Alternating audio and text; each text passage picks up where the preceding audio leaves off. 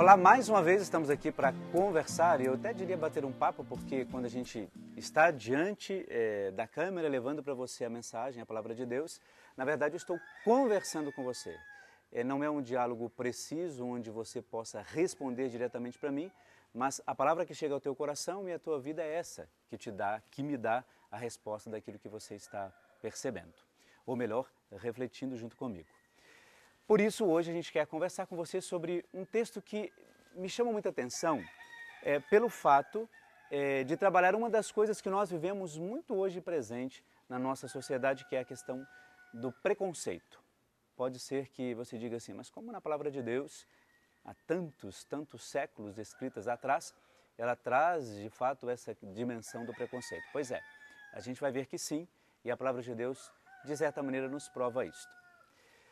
Talvez não seja esse preconceito que a gente entenda hoje de uma maneira, eu diria, tão clara, né? Hoje não se vela muito o preconceito.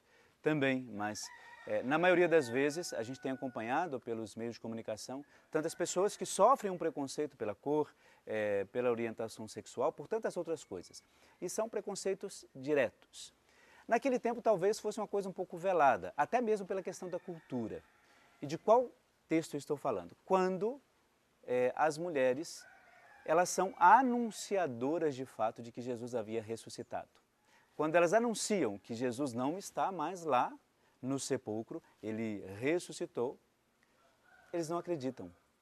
Eles precisaram ir lá para atestarem de que de fato Jesus havia ressuscitado.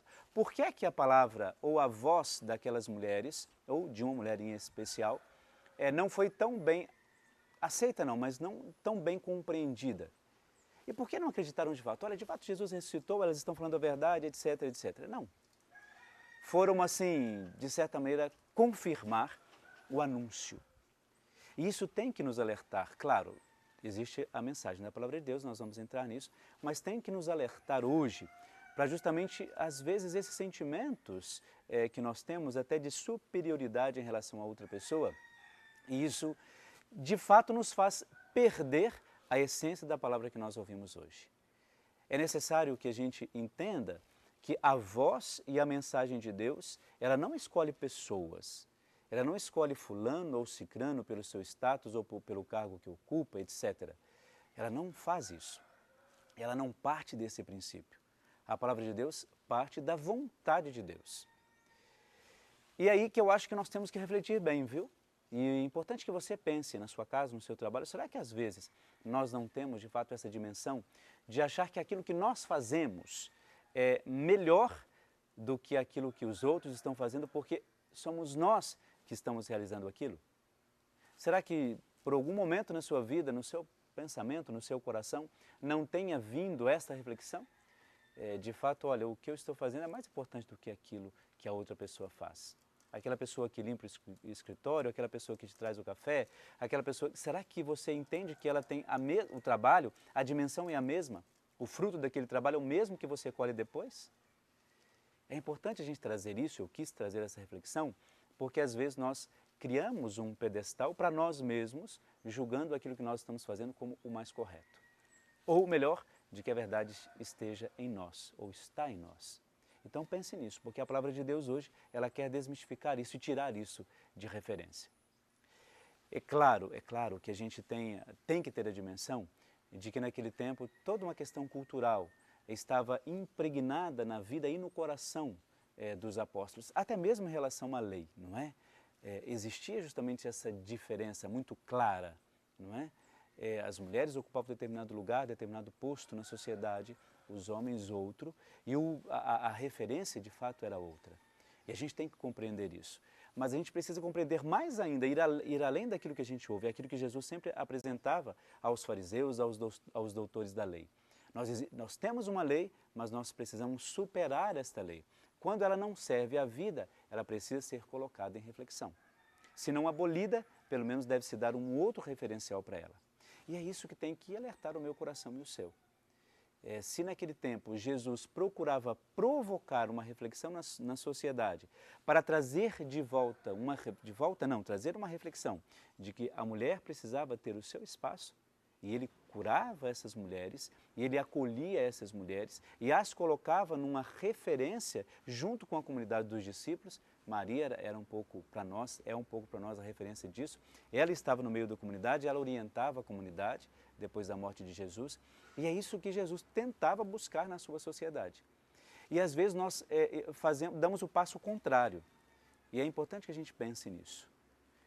Aquelas que anunciaram a ressurreição, elas anunciaram uma nova vida e um novo recomeço para aquela comunidade, pequena comunidade de fiéis, aqueles que acreditaram em Jesus do início ao fim. E elas foram as portadoras dessa notícia de recomeço. Quando todo mundo estava desanimado, elas foram as primeiras a irem lá. Não porque estavam desconfiadas e precisavam confirmar se Jesus havia de fato cumprido aquilo que ele havia prometido. Elas foram porque no coração delas havia de fato essa crença primeira, porque desde o início não duvidaram. E não duvidaram porque elas tinham algum interesse. Era uma crença na gratuidade. Olha que bonito isso, não é? A gente precisa retomar essa reflexão na nossa vida hoje. E quando eu falo de retomar isso é porque, veja bem que bonito isso. As mulheres, elas acreditaram em Jesus na gratuidade. E a gente tem que guardar isso. E provocar em nós uma reflexão sobre essa questão. Será que, às vezes, as nossas crenças, a nossa crença em Deus, não está muito vinculada àquilo que eu vou receber dele depois? Será que eu não acredito em Deus porque, olha, se eu não acreditar, eu não vou para o céu? Ou eu acredito em Deus porque a crença nesse Deus me faz ser uma pessoa melhor, me faz ser uma pessoa solidária com os outros, me faz ser uma pessoa compassiva com os outros. E isso, o conjunto de tudo isso, obviamente vai me levar para o céu. Mas não que a minha primeira referência tenha que ser isto. As atitudes automaticamente me levam. E eu acho que isso deve nos ajudar a perder esse medo de Deus, esse medo do céu. O que eu faço provoca o céu em mim e nas outras pessoas com as quais eu relaciono. E esse conjunto de atitudes me faz perceber que aquilo que eu luto, que é o céu, não é? A luta diária de cada um de nós, o conjunto dessas minhas atitudes me levam automaticamente a ele. Então, é tudo muito gratuito, né? No reino de Deus não tem cobranças. E valeria a pena a gente pensar nisso, na gratuidade do nosso relacionamento com Deus. Isso é real, é pleno, e a gente tem que buscar isso. Por isso vamos pedir nessa reflexão de hoje que a gente tenha essa referência, viu? A minha crença, a minha fé em Deus, ela deve ser gratuita, desprovida de nenhum interesse. Porque quanto mais eu tenho um interesse pela minha fé, é sinal de que a minha fé não está baseada na gratuidade, no amor de Deus, mas está baseada nos meus interesses pessoais. Abençoe-vos o Deus Todo-Poderoso, o Deus que é Pai, Filho e Espírito Santo. Amém.